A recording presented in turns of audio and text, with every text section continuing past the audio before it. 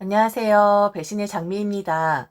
오늘 이야기는 임신했다고 유세를 떨다가 결국엔 힘이 든다고 애를 좀 돌봐달라고 한 며느리에 대한 사연입니다. 자기 혼자만 애나 기르는 것도 아니면서 자기 애를 마치 주위 사람들이 꼭 함께 돌봐줘야 한다고 생각하는 엄마들의 생각. 저는 이건 정말 아니라고 봅니다. 과연 이 집안에 어떤 사정이 있었을지 사연 속으로 들어가 보겠습니다. 새언니가 임신을 했을 때였습니다. 오빠는 아이를 정말 좋아해요. 결혼을 했을 때 새언니와 함께 사는 것에도 흥분해 있었지만 자기 이세를 갖는다는 것에 더 기뻐했었습니다. 결혼을 한다는 건 합법적으로 아이를 낳을 수 있는 권리와 의무를 동시에 가지는 것이니까요. 왜 오빠가 아이들을 그토록 좋아하느냐? 바로 우리 오빠는 소아과에서 근무하는 간호사거든요. 오빠가 간호사를 시작할 무렵 남자 간호사를 만나는 건 어려운 일이긴 했었습니다. 그런데 이제는 제법 남자 간호사의 비율도 높아지고 대형 종합병원에서 남자 간호사를 드문드문 만나기도 하죠. 오빠는 자신이 하고 있는 일에 굉장한 자부심을 갖고 있는 사람이었고 소아과에서 근무를 하면서 아이들에게 집착이라 할 정도로 애정을 쏟곤 했었습니다. 새 언니도 아이들에게 잘하는 오빠의 모습에 반했다라고 할 정도였으니 오빠가 아이들을 사랑하는 마음이 어느 정도일지 가늠이 되시죠? 오빠와 새언니는 이세를 위해서 많은 공을 들였던 것으로 알고 있습니다. 엄마 아빠도 오빠 부부가 노력을 많이 하니 얼른 아이가 생길 것이라고 당연히 생각을 했었고요. 그런데 오빠의 문제였는지 아니면 새언니의 문제였는지 모르겠지만 그렇게 원하고 갈망했었는데 오빠 부부에게 이세는 쉽사리 찾아오지 않았었죠. 그러다가 결혼 5년 만에 결국 새언니가 임신에 성공을 하게 된 거였어요. 저는 그때만 해도 몰랐었습니다. 아니, 저뿐만 아니라 모든 가족들이 몰랐었죠. 오빠 부부는 이세를 위해 갖은 노력을 기울였던 것으로 알고 있는데 실상 오빠만 급급해하고 조바심을 내면서 이세를 기다린 반면 새언니는 그렇지가 않았다는 것을요. 상대적으로 한쪽이 너무 원하니까, 너무 강하게 원하니까 새언니의 마음은 어떤지 살펴볼 기회가 없었던 것은 사실이었던 것 같아요. 오빤 새언니가 임신을 했다는 사실을 모든 가족들에게 알렸고 부모님과 저는 바로 오빠네 집으로 달려갔습니다. 그런데 새언니 기분이 너무 안 좋아 보이는 거예요. 그때 짐작했죠. 아, 그동안 오빠네 부부한테 아이가 없었던 건 새언니가 아이를 갖는데 소극적이었었구나 라는 것을 말이죠. 원하든 원치 않든 임신을 했으니 다시 되돌릴 수도 없는 거였는데 그날 축하하는 가족들 앞에서 새언니는 울음을 터뜨렸습니다. 머리를 막 도리질을 하면서 자기가 원했던 삶은 이런 게 아니었었다고 안전할 줄 알았는데 결국 실수를 하고 말았다는 말까지 하더라고요. 다들 놀란 기색이었지만 무엇보다 놀란 사람은 오빠인 것 같았어요. 오빠는 너무 기쁜 나머지 행복의 눈물을 흘렸고 새언니는 자기 인생이 끝난 것처럼 절망의 눈물을 흘렸으니까요. 부부면서 왜 서로 의사소통을 안 한 거지? 그땐 오빠가 좀 눈치가 없는 사람이 아닌가라는 생각이 들긴 하더라고요. 슬픔과 좌절의 눈물을 흘리고 있는 엄마는 위로한답시고 새언니 어깨를 토닥이며 말을 건넸는데 결국에 그 말이 더 화를 불러일으키고 말았습니다. 같이 사는 아내의 뜻도 모르고 아이를 갖기 위해 노력에 노력을 한 오빠. 그리고 지금 절망에 빠져있는 며느리에게 그녀의 심정은 고려하지 않은 채 말을 건네는 엄마. 모전자전이었습니다. 눈치 없는 걸로 말이죠. 고맙다. 5년 동안 아이가 생기질 않아서 다 사정이 있겠거니 하고 포기를 하고 있었는데 이렇게 아이가 생기니 내가 너무 기쁘구나. 지금 너의 마음 나 다 이해한다. 원래 여자들은 다 그래. 아이를 가지면 너무 기쁘기도 하지만 한편으론 이젠 내 인생은 끝이겠구나라는 생각을 하기 마련이지. 네가 지금 절망에 빠진 얼굴을 하고 있는데 난 다 이해해. 그 누구도 너를 비난할 순 없지. 그런데 엄마가 되었고 지금 네 안에는 한 여린 생명이 자라나고 있어. 그 여린 생명은 오직 너만을 의지하고 있단다.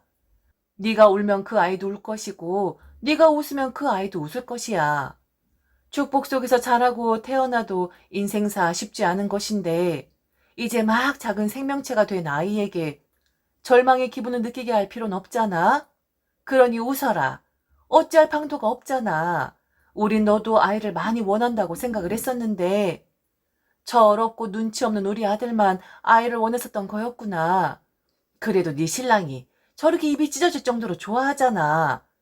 너로 인해서 저리 기뻐하는데 너도 이제 그만 인상 쓰고 웃도록 해라. 어른들 앞에서 속상한 기분 티내는 거 절대로 아니다. 아, 엄마. 엄마는 자기가 얼마나 새언니에게 실수를 하는 건지 모르는 것 같았습니다. 엄마가 저리 말을 하니 새언니가 화가 난 건지 토라진 건지 방으로 쓱 들어가 버렸거든요. 어색한 공기가 거실 안을 맴돌았고 결국 우리 집안 사람들만 한 공간에 앉아 있는데 좀 이상한 생각이 들더라고요. 새언니 입장에선 우리 가족들 모두가 다 미운 건 아닐까 하고 말이죠. 가해자가 되고 싶지 않아 저는 그냥 일어섰습니다. 그리고 오빠에게 한마디를 하긴 했어요. 오빠만 좋아서 아이를 가진 것이냐고. 그동안 새언니는 조심한 것 같은데 어떻게 한 집안에서 사는 아내의 마음을 이렇게 모를 수가 있는 거냐고 확 쏘아붙이고 나와 버렸습니다.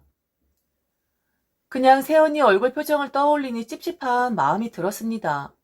결혼을 했다고 해서 무조건 아이를 낳아야 하는 것은 아닌데 한쪽이 너무 좋아하니까 원하지 않은 아이를 품어야 하는 새언니의 현실이 말이죠.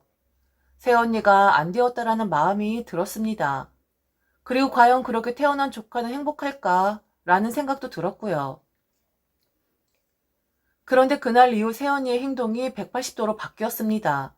원래 알던 새언니가 맞나 싶을 정도로 혹시 다른 사람이 새언니와 영혼을 바꿔치기 한 건 아닌가 싶을 정도로 완전 딴 사람이 되어버리더라고요. 바로 새언니의 임신 유세였습니다. 하루가 멀다 하고 새언니는 저와 엄마를 불렀습니다. 아직 배가 부르지도 않았는데 배가 나와서 아무것도 못하겠다고 하면서 말이죠. 그리고 임신하면 입덧이 문제라는 것쯤은 알고 있는데 새언니 입덧 유세는 해도 너무했었습니다. 그런데 참 웃긴 게 저희 앞에서 아무것도 못 먹겠다. 이것도 입맛에 맞지 않고 저것도 맞지 않는다. 그렇게 말을 했으면서 해 주는 것 족족 다 잘 받아 먹는 겁니다. 일부러 그러는 것처럼 말이죠. 정말 이건 제가 시자 들어가는 사람이라서 괜히 새언니 흠집을 잡는 게 아니라 새언니는 정말 일부러 그러는 것 같았어요. 엄마나 제가 사가지고 가는 음식들은 절대로 새언니가 사왔으면 좋겠다. 먹고 싶다는 음식들을 가져간 게 아니었습니다. 엄마나 제가 생각해서 새언니가 이걸 먹으면 좋겠다라는 생각이 되어지는 것들을 사다 주거나 혹은 해주긴 했었거든요. 앞에선 입맛이 없다, 맛이 없다, 속이 더부룩하다 말은 하는데 개눈 감추듯이 다 먹어 치우는데 좀 어이가 없었습니다. 잘 먹으면서 입덧 중에도 먹덧이라는 것이 있다고 하던데 새언니는 입맛을 가리는 게 아니라 먹어도 너무 먹어댔었거든요. 다 먹고 나서는 앞에 있는 사람 기운 빠지게 이렇게 말하곤 했었습니다. 아, 정말 대충 먹었네요. 입맛은 없는데 뱃속에 든 아이 때문에 억지로 먹었어요. 먹는 것도 참 고역이네요. 사다 준 사람 정성 생각해서 안 먹을 수도 없고, 암튼, 감사해요. 이렇게 신경 써 주시니까 아이도 쑥쑥 잘 자라는 것 같아요. 그래, 임신한 몸으로 잘 못 먹어 고생하는 임산부들 많다고 하는데, 말은 잘 못 먹겠다, 입맛이 없다, 아이 때문에 억지로 먹었다, 대충 먹었다 라고 해도, 그나마 입으로 잘 들어가는 것이 어디인가. 은근히 새언니 귀엽네. 허세도 부릴 줄 알고. 그렇게 생각했었습니다. 그런데 문제는 엄마나 저를 먹는 걸로 수발을 들어라 라는 것뿐만 아니라 새언니는 다른 것에도 엄마나 저를 부려 먹었다는 거였습니다. 엄마도 그랬겠지만 저는 새언니가 그 위대한 조카를 낳을 때까지 거의 새언니네 집 식모처럼 살았었습니다. 매일같이 가서 집 청소하고 빨래하고 쓰레기통 비우고 말이죠. 그리고 새언니가 속이 좋지 않다는 이유로 일주일에 5일을 제게 화장실 청소를 시키는데 쭈그리고 앉아서 베이킹소다 뿌린 뒤에 바닥을 솔로 박박 밀고 있는 저를 제 자신을 보게 되었는데 뭐 일하는 도우미인가 싶을 정도로 강도 심한 육체적 노동을 하고 있더라고요. 그래도 저 아무 말 하지 않았습니다. 우리 집안을 위해서 원치 않는 아이를 임신한 세연이었으니 미안한 마음도 들었었고, 같은 여자로서 세연이의 현실이 좀 안 되었다라는 생각도 들었었으니까요. 그리고 엄마와 제가 번갈아 가면서 세연이 눈치를 살피고 수발을 들기 시작할 무렵부터 부쩍 세연이 얼굴 표정이 밝아지기까지 했었거든요. 점점 배가 불러오기 시작하면서부터는 집안 청소는 물론이거니와 세연이 몸 시중까지 들어야만 했었습니다. 아직도 기억이 나네요. 거실 소파에서 세연이의 다리를 주물러야 했던 제 모습이 말입니다. 다리가 자꾸 붓는다고 저한테 다리를 좀 주물러 달라고 하는데 이런 건 오빠가 해야 하는 거 아닌가? 라고 그때는 좀 빈정이 상하긴 하더라고요. 아가씨, 발가락 사이사이도 좀 잘 주물러줘요. 자꾸 부어서 걸어 다닐 수가 없네요. 그래도 아가씨가 요물조물 주물러주면 살 것 같거든요. 몸은 힘들지만 주변의 보살핌을 이렇게 받으니 평생 임신만 한다고 해도 손해나는 장사는 아닌 것 같아요.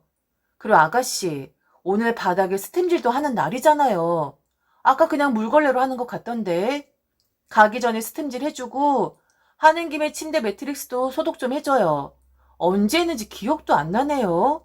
아가씨 꼭 내가 입으로 말을 해야 하더라. 말을 하지 않으면 까먹는 건지. 아가씨, 정신 좀 차리고 살아요. 임산부보다 정신이 더 없으면 어떡해요? 청소 하루 이틀 하는 것도 아니면서 왜 자꾸 놓치는 거예요? 요즘에 성격이 더 날카로워져서 그러니까 두 번 말하지 않게 주의 좀 해줘요. 알겠죠? 아, 시원하다. 세연이는 저리 말을 하면서 발가락을 꼼지락 댔습니다.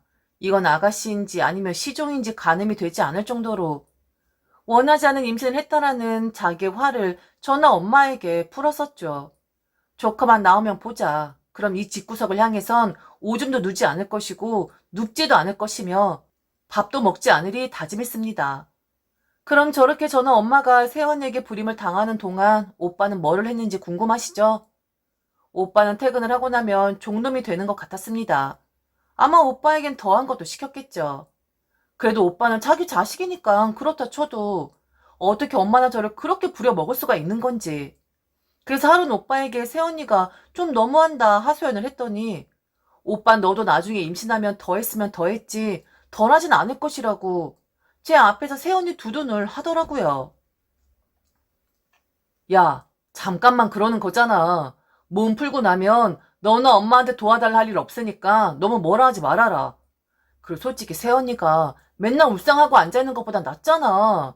처음엔 그렇게 짜증내고 세상 끝난 것 같이 굴더니만 어느 날부터 웃고 즐기고 하더라고. 지금 모든 사람들이 다 자기 비위 맞춰주니까 임신 잘했다 생각하는 것 같아. 우리 집안 장손이 태어나는 거다.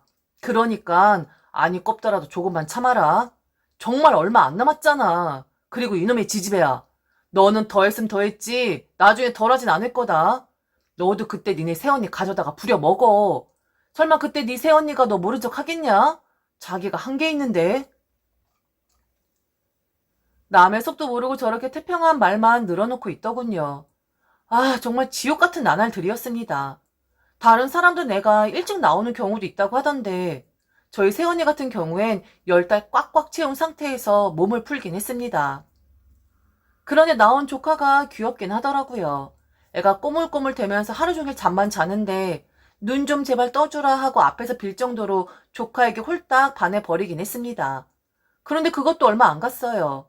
사실 이런 말 하면 욕먹을 수도 있는데 애 엄마가 이쁘질 않으니까 나중엔 애까지 이쁘질 않더라고요. 새언닌 임신 중에 그렇게 자기를 위해서 육체적으로 저나 엄마를 괴롭히더니 조카가 태어나고 나니까 그때부터는 경제적으로 저희들을 괴롭히기 시작했거든요. 특히 그 초점은 제게에 맞춰져 있었습니다. 엄마가 돈이 있어봐야 얼마나 있겠어요. 그런데 돈을 벌고 있는 저는 얼마나 벗겨먹기 좋겠어요. 하나밖에 없는 장손, 하나밖에 없는 조카 소리를 들먹이면서 이걸 사줘라. 애 말도 못하고 정신도 없고 아무런 물욕도 없는 애를 앞에 두고 고모가 이거 사줬으면 좋겠죠? 우리 하나밖에 없는 조카를 위해서 고모가 이거 사주면 너무 행복할 것 같죠? 우리 아들 나중에 크면 고모한테 효도할 거죠? 우리 아들 고모가 사주는 책으로 공부해서 꼭 판검사 될 거죠? 하나밖에 없는 그놈의 장손, 그리고 그놈의 아들, 그리고 고모 소리. 홀라당 벗겨먹는 것도 모자라 취업하면서 들었던 복리이자 상품이 있는데 나중에 그걸 조카한테 증여를 해주라는 둥. 암튼 그런 것까지 계산하면서 너무 앞서 가더라고요. 계속 그렇게 행동하니까 점점 정내미가 떨어졌고 조카를 보러 가는 것도 두렵더라고요. 또 뭘 사달라고 할까 봐서 말이죠. 그리고 가뜩이나 가진 것도 없는데 내놓으라고 할까 봐서 말입니다. 슬금슬금 피했습니다. 가지도 연락하지도 않았고 연락이 오거나 해도 최대한 피했어요. 그런데 어느 날 오빠가 제게 연락을 해서는 좀 만나자고 하는 겁니다. 오빠도 만나고 싶지 않았는데 또 무슨 쉰소리를 할까 싶어서 걱정이 되긴 했지만 일을 하고 저희 회사 앞으로까지 온다는 오빠의 말에 차마 거절할 순 없더라고요. 암튼 오빠와 만나서 이런저런 이야기를 했는데 말을 빙빙 돌리기만 하고 꼭 해야 할 말은 하지 않는 것 같은 느낌이 들었습니다. 뭐야? 왜 힘들게 남의 회사까지 찾아와서는 딴소리만 늘어놓는 거야? 하고 싶은 말 있으면 빨리 말해. 지금 오빠 얼굴이 씌어져 있어. 나 지금 너한테 심각하게 할 말이 있다고 말이지. 두 누나를 위아래로 여러 번 굴리면서 살짝 저를 째려보더니 오빤 이야기를 했습니다. 오빠의 그 말에 저는 앞으로 오빠 동생 하지 말자 했고 오빠나 세연이나 똑같은 사람이라고 신명나게 욕지거리를 해주었습니다. 눈치 빠른 것 같으니라고. 그럼 얘기한다. 내가 이번에 지방병원으로 이직을 하게 됐어. 거기가 복지도 더 좋고 아무래도 아이를 낳으니 돈이 더 필요하긴 하더라고. 역시 우리 같은 직장인들은 어차피 돈에 의해서 움직이는 거 아니겠냐? 네 새언니한테도 이직 이야기했는데 죽어도 지방에는 못 가겠다고 버티더라. 그냥 주말 부부 하면 되지 않겠냐고. 오랜 시간 의견 대립이 있긴 했는데 결국 네 언니한테 줬어. 나는 지방으로 가고 네 새언니는 서울에 있는 걸로. 그런데 아무리 그래도 어떻게 아이랑 애 엄마만 둘 수가 있겠어. 내가 마음 편하게 일에 집중을 할 수가 있겠냐? 아무리 네 새언니가 성인이라고 해도 또 애랑 단둘이 남겨진다는 건 느낌 자체가 다르잖아. 그래서 말인데 네가 우리 집에 좀 들어가라. 5일은 우리 집에서 지내고 주말엔 본가로 다시 들어가고. 어차피 너는 괜찮잖아. 어디에서 지내던 간에. 네가 우리 집에 와서 네 새언니랑 조카 좀 돌봐줘라. 네 새언니 몸 풀기 전에 이미 다 해봐서 익숙하잖냐. 오빠가 이렇게 부탁할게. 대신 오빠가 너도 희생하는 거나 다름없으니까 수고비조로 한 달에 20만 원씩 줄게. 동생아, 이 오빠 좀 살려줘라. 내 마누라랑 내 새끼 걱정돼서 오빠 발이 차마 떨어지질 않는다. 동생 좋은 게 뭐냐? 오빠 마음 좀 편하게 네가 오빠 좀 도와줘라. 정신 나간 소리를 어쩜 저렇게 맨 정신으로 술 한 잔 안 마시고 할 수가 있는 건지. 참 제 멘탈이 탈탈 털리는 것 같았습니다. 동생은 무슨 얼어 죽을. 지 가족들 때문에 지 하나밖에 없는 동생을 희생시키려고 하다니 오빠도 아니었습니다. 저런 사람을 제가 오빠라고 불러야겠습니까? 참 웃기지도 않은 얘기를 정성껏 하고 있네. 20만 원? 내가 20만 원짜리야? 오빠, 지금 내가 이 순간에 오빠를 오빠라고 불러야 하는 거니? 이런 어이없다 못해 멘탈 탈탈 털리는 이야기를 듣고 있는 이 순간에도? 웃기는 소리 좀 하지 마. 결혼도 안 했고 애도 아직 낳아보지 않았지만 그래도 기본은 안다. 애 봐준 공은 없는 거야. 잘해봐야 본전이고 못하거나 서운하게 하면 쌍욕 먹는 거 다반사고 그리고 남의 아쉬운 소리에 배려한다 치고 희생했다가 조금이라도 엇나가는 감정선 타면 삐딱해지는 게 인간 관계라고. 나 이미 세연이 겪어봤잖아. 오빠야 잊었냐? 세연이가 조카 가졌을 때 나랑 엄마한테 어떻게 했는지? 나보고 또 그 짓을 하라고? 누구 좋으라고 내가 종노릇을 하러 그 집구석에 들어가는데 가족? 동생? 너는 네 가족만 보이고 원래 가족이었던 네 하나밖에 없는 동생은 보이지도 않냐? 네 가족들 때문에 하나밖에 없는 동생한테 희생하라고 하게? 웃기는 소리에 뻔지르르하게 지르지 말고 그거 난 정말 이해 안 간다. 부부가 합의해서 낳아놓고 남의 손까지 빌릴 정도로 쩔쩔맨다는 게 내 상식으로는 이해가 되질 않아. 솔직히 정상적인 엄마 아빠는 아니라고 보거든? 게다가 미혼인 동생의 힘을 빌리려고 하는 거 그 자체가 오빠나 세연이 같은 사람들이 꼭 그러는 것 같더라. 힘이 든다. 너무 고생이다. 다른 사람들이 좀 우리 사정 좀 봐줬으면 좋겠다. 징징대다가 결국 둘이 또 눈 맞아서 둘째 가지는 것 같더라고. 그 둘째도 주위 사람들한테 징징거리면 어느 정도 도와줄 것이라는 것을 아니까. 난 오빠 부부 일에 관여할 생각 없으니까 그 입 다물어라. 그리고 지금 나한테 말한 이거 꼭 머리에서 지워라. 새언니한테 똑똑히 전해. 난 오빠네 집구석 향해서는 눕지도 않은 사람이라고. 정말 왜 그러냐? 낳기만 하면 다야? 언제까지 징징거리면서 남의 손 빌릴 건데 철 좀 들어라. 확 모든 계급장 떼고 지랄하기 전에. 알겠어? 오빠는 지방으로 이직을 했습니다. 조카는 서울에서 새언니 혼자 키우고 있고요. 가끔은 들여다봐야 하나 걱정이 되기도 하지만 사실 제가 도와줄 수 있는 건 하나도 없습니다. 제가 아이를 낳아본 것도 아니고 그렇다고 조카를 돌봐줄 만큼 시간적으로 여유가 있는 사람도 아니고 무엇보다 저는 그렇게까지 조카에게 큰 정을 느끼고 있진 않거든요. 아이만 딱 놓고 봐선 예쁘죠. 그런데 조카의 부모인 오빠나 새언니가 너무 눈꼴 시려우니까 그 아이까지 곱게만은 보이지 않는 거랍니다. 제가 아직 결혼하지 않았기에 현실을 잘 모르는 것일 수도 있습니다. 그런데 자기들이 좋아서 자기들이 만든 아이라면 응당 자신들이 책임을 지고 희생을 해야 하는 거 아닌가요? 왜 남의 손을 빌리려 하는 거죠? 그렇다고 정책적인 부분이라든지 제도 면에서 열애된 사람들도 아니면서 왜 받을 건 다 받고 보호까지 받아가는 입장이면서 주위 사람들까지 부리지 못해서 안달이 난 건지 모르겠습니다. 우리 집안 아이니까? 우리 집안의 장손이니까? 그럼 우리 엄마 아빠한테 말을 해야지. 왜 고모인 제게 말을 하는 건지. 오빠 부부는 둘 다 이성적인 판단을 하지 못했던 것 같습니다. 이게 말이 되나요? 고모한테 조카를 함께 양육해 달라고 요구하는 게 맞냔 말이죠. 아직 결혼도 하지 않은, 그렇다고 제가 무슨 유아 교육학과를 나온 것도 아닌데 왜 그렇게 똥멍충이 같은 생각을 할 수가 있는 건지 도무지 이해도 안 되고 답도 안 나오는 사람들이긴 합니다. 지금까지 들어주셔서 진심으로 감사합니다. 이상 배신의 장미였습니다.